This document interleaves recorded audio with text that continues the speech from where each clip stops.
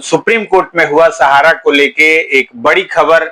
जो सहारा निवेशक हैं 13 करोड़, उनके लिए एक बड़ी खबर। ये सहारा के साथ एक संगठित प्रयास करके निवेशकों को लूटने की साजिश चल रही है, उनको गुमराह करने की साजिश चल रही है। 1 करोड़ से ज्यादा लोगों का दावेदारी आया है और 5,000 करोड़ रुपए में क्या हो जाएगा, और वो 5,000 करोड़ 2 साल लग गए बढ़ने में। फिर किस आधार पे सुप्रीम कोर्ट में इनके सॉलिसिटर जनरल और इनकी टीम के लोग गए और वो 5,000 करोड़ ही रुपए की दावेदारी प्रस्तुत की। सुप्रीम कोर्ट ने एक तरह से सरकार को क्लीन चिट दे दिया है।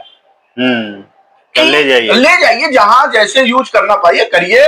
चुनाव आपके लिए बहुत महत्वपूर्ण है। देश की आम जनमानस से आपको कोई लेना देना नहीं है। चुनावी समीकरणों में जब जब आपको मौका लगेगा, माननीय सुप्रीम कोर्ट खड़ा है, आपकी मदद करता रहेगा। कुत्ते की जजमेंट के लिए समय नहीं लगता, आप 1 हफ्ते के अंदर फैसला दे देते हो। और 13 करोड़ इन्वेस्टर बैठे हैं जनाब, उनको देश के पीड़ितों की पीड़ा नहीं दिखाई दे। उनको राजनीति से मतलब है, उनको हिंदू मुसलमान से मतलब है, अगला पिछड़ा से मतलब है, देश के सबसे बड़े उद्योगपति कहां खुश हों इससे मतलब है, और बाकी किसी चीजों से उनको कोई लेना देना नहीं है। निश्चित तौर पे जो पोर्टल में फिर 5,000 करोड़ रुपए की दावेदारी लाई गई है, मांगी गई है, और एक तरह से उनको वाक ओवर देकर तुम ठीक है जितना लूट पाओ लूट लो भाई, ले जाओ पोर्टल लगाओ। ये तो जब पहली बार 5,000 करोड़ लाया गया था तो मध्य प्रदेश 5 राज्यों का चुनाव था, मध्य प्रदेश उसको देखते हुए लेके आया गया था। यहाँ भी बिहार के चुनाव सन्निकट है, वो बात अच्छी तरीके से जाते हैं, झारखंड से होते उनको बिहार आना है। अब बिहार के लोगों ने कमर कस के रखी है, गमछा बांध करके रखा है, वो जो होता है ना फेटा, क्या होता है उसका, मुरेठा बांध के रखा कि बेटा आ जाओ, समझाएंगे तुमको, तुम्हारी भाषा में तुमको जवाब देंगे। नमस्कार, नवजागरण लाइव में आपका स्वागत है। अभी हम दिल्ली में हैं और आज जो सुप्रीम कोर्ट में हुआ सहारा को लेके एक बड़ी खबर। जो सहारा निवेशक हैं 13 करोड़, उनके लिए एक बड़ी खबर हो सकती है। जो आज सहारा के मामले में जो सरकार आज सुप्रीम कोर्ट में पहुंची थी, और जो और भी जो संस्थाएं इसकी लड़ाई लड़ रही हैं, संयुक्त ऑल इंडिया संघर्ष न्याय मोर्चा, उनके पास भी बुलावा गया था। और आज उनके जो अध्यक्ष हैं अभयदेव शुक्ला जी, वो भी यहाँ पहुंचे हुए हैं। तो सुप्रीम कोर्ट में तो कार्रवाई हो चुकी है, और चूंकि हम बाद में पहुंचे हैं तो अब इनसे जानते हैं कि आज क्या कार्रवाई हुई और उसका क्या रिजल्ट निकला है जो सहारा निवेशक हैं उनके लिए। तो सबसे पहले तो स्वागत है आपका। नमस्कार, बहुत बहुत आभार आपका।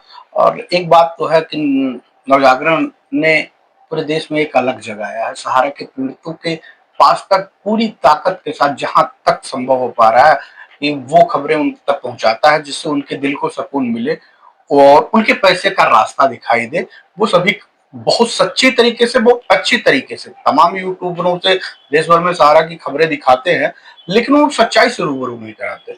और आज पहला है, वो पक्ष विपक्ष बिना देखे जनता की आवाज बनकर के नवजागरण निकल करके आती है। और दिल्ली में जितनी मदद सहारा के पीड़ितों के भुगतान के लिए चैनलों के माध्यम से अगर किसी ने किया है तो उसमें नवजागरण का सबसे बड़ा महत्वपूर्ण भूमिका है। इनके दर्शकों को, आपकी पूरी टीम को बहुत बहुत बधाई। आज सुप्रीम कोर्ट में 12 तारीख को सरकार के द्वारा एक आईए लगा करके अपना पक्ष रखने के लिए प्रस्तुत हुई थी। उस आईए में हमारे, चूंकि मेरी भी आईए, जन आंदोलन संघर्ष न्याय मोर्चा की भी आईए लगी है, तमाम और लोगों की भी आईए लगी है, तो उसमें हमारे वकीलों को भी अपेयर होने के लिए नोटिस किया गया था। तो वकीलों के द्वारा संज्ञान में दिया गया था कि हम लोगों को अपेयर होना, हम लोग रहेंगे। और उसके मद्देनजर की सुप्रीम कोर्ट में सहारा के तमाम पीड़ित निवेशकों के लिए भारत की सरकार क्या करने वाली है, सबकी निगाहें लगी थी। और चूंकि हम लोगों को मौका था, हमारे वकील का निर्देश था कि हम लोगों को अपेयर रहना है, मौका आएगा, कोर्ट हमको समय देगी तो हम अपना पक्ष रखेंगे, पक्ष रख सकते हैं। हालांकि आईए थी भारत की सरकार की, सहारा को डिफेंस करना था और भारत की सरकार अपना पक्ष रखने के दौरान हुआ वही जो हम लोग जानते थे। पहले से भी हम लोगों को ये मालूम था कि सरकार 5,000 करोड़ रुपए लेके आई थी। इस आंदोलन की बहुत बड़ी जीत थी, और उस 5,000 करोड़ रुपए देश भर के लोगों को, निवेशकों को, छोटे छोटे इन्वेस्टरों को बांटने के लिए एक प्रयास करने की कोशिश थी। लेकिन चूंकि सरकार की मंशा इसके पीछे ठीक नहीं थी, सरकार सिर्फ इस आंदोलन को दबाने के लिए और एक तरह से कहे अप्रत्यक्ष रूप से सहारा की मदद करने की कोशिश कर रही थी और उसको वाकओवर दे रही थी। ऐसे में सरकार, चूंकि सरकार है, पैसा सरकार की गवर्निंग बॉडी सेबी के खाते में पड़ा हुआ था और 24,000 करोड़ रुपए पड़ा हुआ था। उसमें जब हम लोगों ने मध्य प्रदेश में बड़े पैमाने पर आंदोलन किया था तो उसी रात, उसी शाम को देश के गृह मंत्री ने आपातकालीन बैठक बुला ली थी और उसके बाद दूसरे दिन सुबह ये हुआ कि भारत की सरकार सॉलिसिटर जनरल को भेज करके देश के निवेशकों के पैसे के भुगतान के लिए आगे आएगी और निवेशकों की बात सरकार तक पहुंच गई थी। हम लोगों को भी खुशी था कि सरकार तक बात पहुंच गई है, सरकार ने संज्ञान में लिया है, अब निवेशकों के दिन बहुरेंगे। लेकिन निवेशकों के दिन बहुरने, उसके ठीक दूसरे दिन, तीसरे दिन ये पता लग गया निवेशकों को दिन बहुरने वाले नहीं है। ये सहारा के साथ एक संगठित प्रयास करके निवेशकों को लूटने की साजिश चल रही है, उनको गुमराह करने की साजिश चल रही है। उस समय भी हम लोगों ने तुरंत लोगों को आगाह किया था कि अगर इस पैसे का भुगतान लेना है तो बड़ी तादाद में निवेशकों को इनका विरोध करना होगा और पोर्टल में दावा पेश नहीं करना होगा। अगर हम दावा पेश नहीं करते तो सरकारों को फिर से बैठ करके आंदोलन के लोगों से रणनीति बनानी पड़ती और तब उस पोर्टल का क्रियान्वयन करना पड़ता। लेकिन नहीं हुआ। सहारा अपने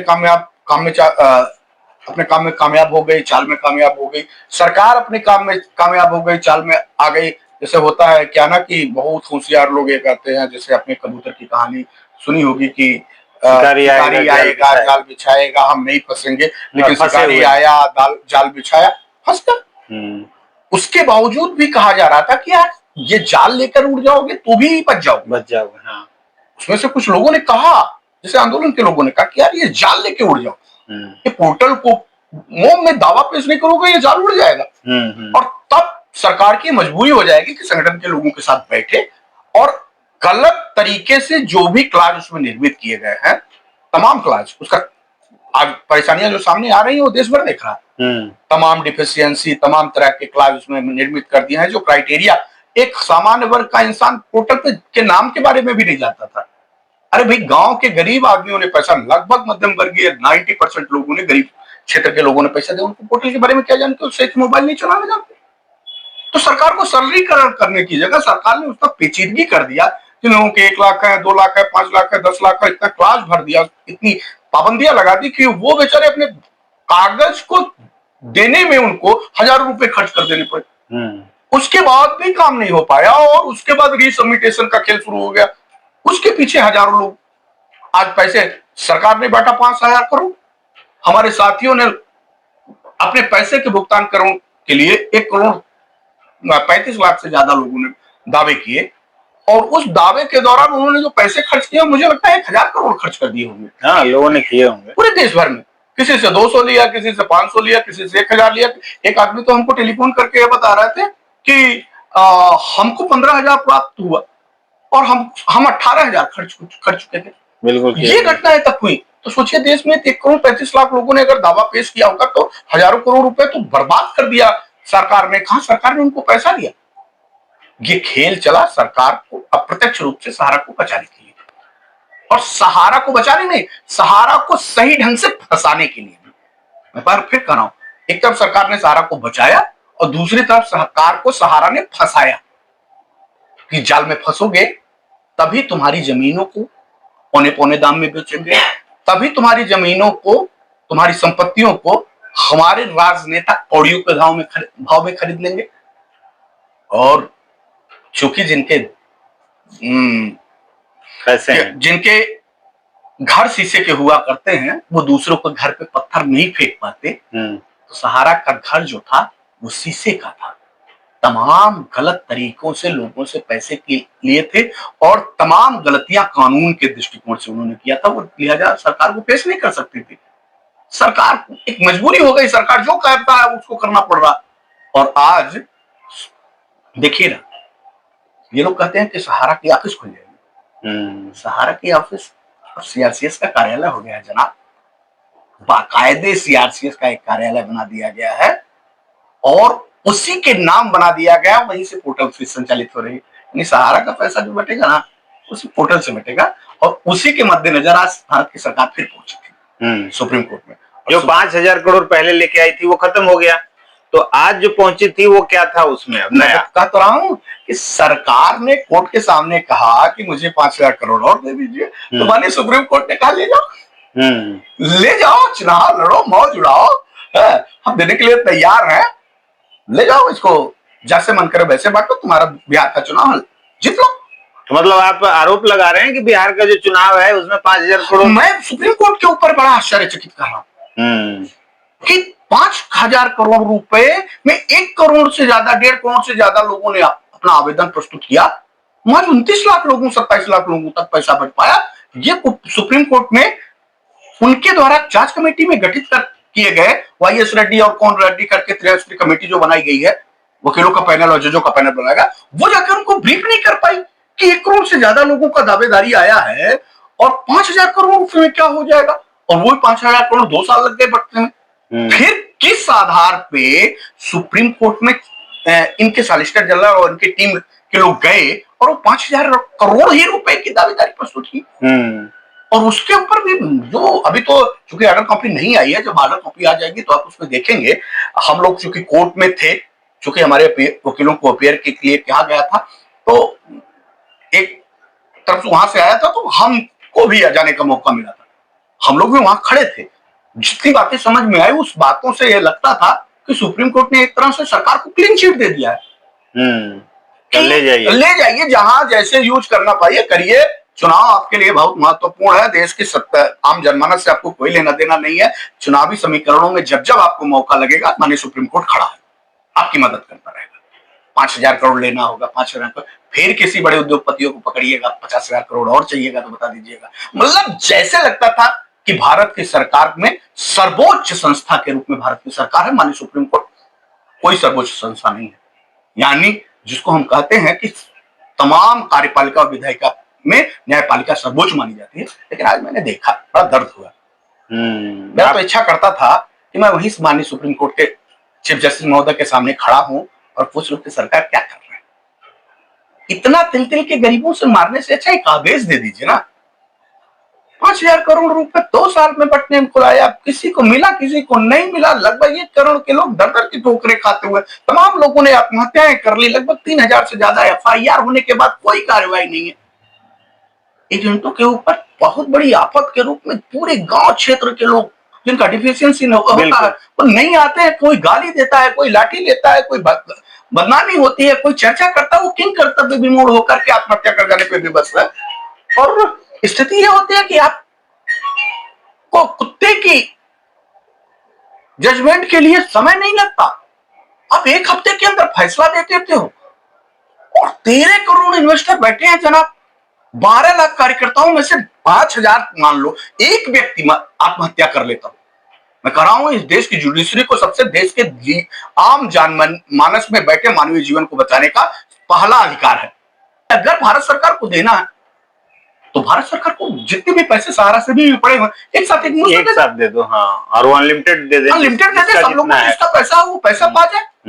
राजनेताओं को क्या कहूं राजकुमार भाई, राजनेताओं को क्या, इनका चाल चरित्र चेहरा, जब आप 99 आप 80% से ज्यादा वहां अपराधी में तो भला किसी की माँ बहन बेटी के साथ क्या न्याय कर पाएंगे? देश जानता है, दुनिया जानती है, आप भी जानते हो बहुत अच्छी तरीके से, वो कोई न्याय नहीं कर सकते। उनको देश के पीड़ितों की पीड़ा नहीं दिखाई दे, उनको राजनीति से मतलब है, उनको हिंदू मुसलमान से मतलब है, अगला पिछड़ा से मतलब है, देश के सबसे बड़े उद्योगपति कहां खुश हों इससे मतलब है, और बाकी किसी चीजों से उनको कोई लेना देना नहीं है। आज मैं उनकी बात नहीं कर रहा हूं, मैं माननीय सुप्रीम कोर्ट की बात कर रहा हूं भाई, मैं माननीय सुप्रीम कोर्ट की बात कर रहा हूं। कहां हो यार, कहां है देश की सर्वोच्च संस्था पे बैठे उच्च शीर्षस्थ जो है चीफ जस्टिस, कहां है, कहां है उनका न्याय, कहां है? निश्चित तौर पे जो पोर्टल में फिर 5,000 करोड़ रुपए की दावेदारी लाई गई है, मांगी गई है, और एक तरह से उनको वाक ओवर देकर के ठीक है जितना लूट लो भाई, ले जाओ पोर्टल लगाओ। तो क्या हम ये मान सकते हैं कि जो बिहार में चुनाव चल रहा है इस बार, अब इस समय चुनाव अभी घोषणा होने वाली है, तो जो जनता है, जो निवेशक हैं बिहार के, खास करके उनको ये दिखाने के लिए, एक मरहम लगाने के लिए फिर से 5,000 करोड़ आया कि चलो फिर पैसा आ गया, खत्म नहीं हुआ है, पैसा हमें मिलेगा? अब देखिए, ये तो जब पहली बार 5,000 करोड़ लाया गया था तो मध्य प्रदेश सहित 5 राज्यों का चुनाव था, हाँ, मध्य प्रदेश, उसको देखते हुए लेके आया गया था। वहां भी वही राजनीति चुनावी खेल थी। यहाँ भी बिहार के चुनाव सन्निकट है, वो ये बात अच्छी तरीके से जाते हैं, झारखंड से होते उनको बिहार आना है। अब बिहार के लोगों ने कमर कस के रखी है, गमछा बांध करके रखा है, वो जो होता है ना फेटा, क्या होता है उसका, मुरेठा मुरेठा बांध के रखा कि बेटा आ जाओ, समझाएंगे तुमको, तुम्हारी भाषा में तुमको जवाब देंगे, तुम तो वहां से गुजर के चले आए हो, लेकिन मुरेठा और लाठी हमारे पास पड़ी हुई है, दरवाजे पे आओगे तो कुटिया आ जाओगे, तनिको देरी नहीं लगेगी, पूछेंगे और सवाल करेंगे तो फिर क्या जवाब देंगे। इस नाते 5,000 करोड़ लाना तो उनकी मजबूरी थी। और चूंकि भारत की सेबी जो है, उनकी नियामक बॉडी जो है, वो भारत सरकार के अधीन आती है, वो तोता है एक तरह से, वो नहीं बोलेगी तो भारत सरकार उसका पैसा। अरे बड़ी अजीब आश्चर्य की बात है, जब 7,500 करोड़ रुपए सीआरसीएस और सहारा के पोर्टल का तो सोसाइटी का था, बाकी पैसा जो है क्या नाम है उसका, रियल एस्टेट और हाउसिंग का था, तो आज 5,000 करोड़ रुपए, 5,500 करोड़ तो लाए थे, 2,500 करोड़ और बचा था, 2,500 करोड़ नहीं, 5,000 करोड़ की डिमांड कैसे कर दिया? रियल एस्टेट और हाउसिंग के लोगों का पैसा के लिए जितने 12 से 15 साल तक लोगों ने लोगों को गुमराह किए रखी से भी सुब्रत राय को जान दे देना पड़ा। आज सुब्रत राय की जान वापस लाने का हकदार है। कल को क्वेश्चन हम करते हैं कि अगर वो पैसा सीआरसीएस में जाता है तो इसका मतलब सेबी ने देश के उस बड़ी संस्था के साथ, जिसके ऊपर पूरा देश विश्वास करता था, उनके लोग विश्वास करते थे, भारत की एक बड़ी कंपनी मानी जाती थी, उसकी मौत की सीधी जिम्मेदार सेबी है। और स्थानीय स्तर पे आज के डेट में अगर सुप्रीम कोर्ट ने उनके ऊपर आरोप लगाया, आक्षेप लगाया, उनको रोका और आज वो हमारी दुनिया में नहीं है, तो शायद हम लोग इसी के नाते उनका विरोध कर रहे थे कि वो गलत है। लेकिन अगर उसी पैसे से फिर भारत की सरकार उसमें से मांग करके लेके आती है तो इस रियल एस्टेट और हाउसिंग का मतलब क्या रह गया? तो इसका मतलब जो है, ये राजनीतिक गुड़ाखेल वहां भी हो रहा था और ये राजनीतिक गुड़ाखेल यहां भी हो रहा था, और कोर्ट उसमें प्रत्यक्ष रूप से इन्वॉल्व दिखाई दे रही। तो निश्चित तौर पे ये सब मैं क्या कहूं, मैं तो ये जानता हूं कि ये जो पोर्टल लाया गया वो देश के निवेशकों को तिल तिल कर मारने के लिए लाया गया। धीरे धीरे लोग अपना पैसा भूल जाएंगे, धीरे धीरे इससे ऊब जाएंगे, ऊब करके अपने घर बैठ जाएंगे, और सरकार और सहारा से जुड़े लोग जो भी थोड़े बहुत बचेंगे वो उसका बंदरबाट और मलाई करते हुए खा लेके निकल जाएंगे। निवेशकों के हिस्से कुछ नहीं लगेगा। बस इतना है कि अंतिम दौर तक लड़ेगा कौन? जब इस तरह से भ्रष्ट सरकारें हैं, सरकारों को संरक्षण देती हुई न्यायपालिकाएं एक तरह से अप्रत्यक्ष रूप से प्रत्यक्ष रूप से दिखाई दे रही है, सुप्रीम कोर्ट को कहना चाहिए था कि भाई उन लोग जो मर गए हैं उनका क्या होगा? आप इतनी भी संगतियों भरे पोर्टल में आपने व्यवस्थाएं दी है, उसके कारण इतने लोग के पैसे बर्बाद हो रहे हैं, तमाम लोग उसके नाते आपस में लड़ भिड़ रहे हैं। आप उसकी कमियों को दूर करने के बजाय आप उनको 5,000 करोड़ रुपए और खेलने के लिए दिए रहते, जाइए और चुनाव लड़िए। एक तरह से चुनाव लड़ना है ना। कहते हैं ना कि प्रधानमंत्री जो है किसानों को धन कौन योजना लाते थे, किसानों वाला किसान सम्मान निधि, तो वो किसान सम्मान निधि नहीं है, चुनाव सम्मान निधि है कि किसी एक को सीधे डायरेक्ट खाते में दे रहे हो यार। चुनाव आता है तो भी देते हो, जनरल आता है तो भी देते हो कि हम 1,000 रुपए तुमको चुनाव में हमेशा कौन बांट पाएगा। तो आप चुनाव आ गया, 5,000 करोड़ रुपए छोटी बात थोड़ी होती है। बिल्कुल, बिहार के चुनाव में 5,000 करोड़ रुपए बिहार को केंद्रित करते हुए गया है, और प्रत्येक लोगों में से कोशिश करके 10-20,000 रुपए, 20,000 रुपए तुमको दे दिया, 50,000 तुमको दे दिया, अब हमको वोट दे दो। वोट की राजनीति हो रही है। और ऑल इंडिया जन आंदोलन संघर्ष न्याय मोर्चा इसका विरोध करती है। हम लोग गए हैं कोर्ट में, हम लोग जितना संभव हो पाएगा इसके लिए लड़ेंगे। सड़कों पे भी लड़ना होगा तो इसका प्रतिकार करेंगे। हम बैठने वाले नहीं है, हम तब तक लड़ेंगे जब तक सत्य और न्याय जीत नहीं जाए। मैंने कहा, मैंने एक मेरी कंपनी से भी कोई क्या नाम है वो नहीं है, कंपनी से मेरा कोई दुराव नहीं है, एजेंटों से कोई दुराव नहीं है। ये जो सारी लड़ाई है सरकार के विरुद्ध है, और सरकार में बैठे उन सरकारी व्यवस्थाओं और तंत्रों से के विरुद्ध है, और न्यायपालिका में हो रही विसंगतियों के विरुद्ध ये भ्रष्टाचार की बड़ी लड़ाई ऑल इंडिया जन आंदोलन लड़ती है, और वो अंतिम सांस तक रहती है। चलिए, इसी बीच में एक आखिरी सवाल की जो ईडी द्वारा जो कार्रवाई की जा रही है, सहारा के अधिकारियों पर, उसका क्या प्रभाव पड़ेगा? जो निवेशक हैं उनके ऊपर क्या उनकी उम्मीदें बढ़ेंगी? जो गिरफ्तारियों से उनको कोई फायदा मिलेगा, या वो भी एक चुनावी? नहीं, वो चुनावी मुद्दा नहीं है। ईडी की कार्रवाइयां से देश के निवेशकों से कोई लेना देना नहीं। साथ समझिए, वो भारतीय जनता पार्टी द्वारा जो सरकार है वो ईडी का तोता सहारा के उन अधिकारियों के रूप में चाबुक से चला रही है कि पैसा वापस नहीं करोगे, औने पौने दाम में नहीं बिकवाओगे, हमारी तरफ लाके सिलेंडर नहीं कर दोगे तो तुम्हारे घर पे छापे डलवा देंगे, तुमको जेल के सलाखों के पीछे बैठवा देंगे। ईडी आज तक कार्रवाई क्यों नहीं कर रही थी? ईडी को ये लगने लगा है कि अभी इनका माल खत्म हो चुका है, इनका रस खत्म हो चुका है, इतना चूसना था चूस लिया। इनको अपने पंजे में अच्छी तरह से, जैसे बाज चालाक बाज होती है वो अपने शिकार को पंजे में कर लेती है, अब ये जान चुके हैं। क्योंकि हम लोगों ने हजारों एफआईआर दर्ज किए, हमारे एफआईआरों की आड़ में सरकार पूरी तरह से, सरकार के कद्दावर मंत्री, सहकारिता मंत्री, गृह मंत्री और उनसे जुड़े और तमाम लोग एक संगठित प्रयास कर रहे हैं जिससे आधी संपत्तियां मिल के नेता खाए और उसके कुछ छींटे देश के निवेशकों के ऊपर पड़ गए। चलिए, तो जो निवेशक हैं उनको क्या मैसेज देंगे चलते चलते? हाँ, मैं तो यही कहूंगा यार, लड़ना पड़ेगा। इन भ्रष्ट तंत्र और भ्रष्ट प्रशासकों से लड़ना पड़ेगा और घर में बैठने से पैसा नहीं मिलेगा। एक बात अच्छी तरीके से समझ लीजिए कि क्रांति बार बार नहीं होती। क्रांति होती है तो जयप्रकाश नारायण और लोहिया जी की क्रांति से इंदिरा की सत्ता चली जाती है। क्रांति होती है, तमाम सत्ते उखड़ जाते हैं। भ्रष्टाचार के विरुद्ध ये बहुत बड़ी क्रांति है। अगर नहीं निकले, मैं फिर कह दे रहा हूं, ये मान लो कि तुम तिल तिल मरोगे और तुम्हारा सुधि लेने वाला कोई नहीं है। या तो पैसा भूलना होगा या तो घर से निकलना होगा। चलिए, तो ये थे अभयदेव शुक्ला जी, जो आज कार्रवाई हुई है सुप्रीम कोर्ट में, और जिस तरह से सहारा के तरह का जो पैसा है, जिस तरह से सरकार द्वारा डिमांड किया गया है कि 5,000 करोड़ जो मिला था वो खत्म हो गया है, फिर से 5,000 करोड़ दिया जाए, और एक तरह से सुप्रीम कोर्ट से हरी झंडी मिल भी गई है, ऑर्डर की कॉपी आ जाएगी।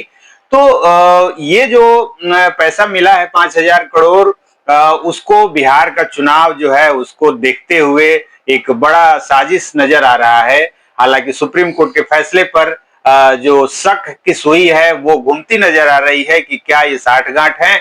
और जिस तरह से मध्य प्रदेश, छत्तीसगढ़ और राजस्थान के चुनाव हुए थे तब 5,000 करोड़ मिले थे, और फिर बिहार के चुनाव के समय 5,000 करोड़ और मिले हैं। देखते हैं आगे क्या होगा। जो भी अपडेट होगा हम बताते रहेंगे। बने रहिए नवजागरण।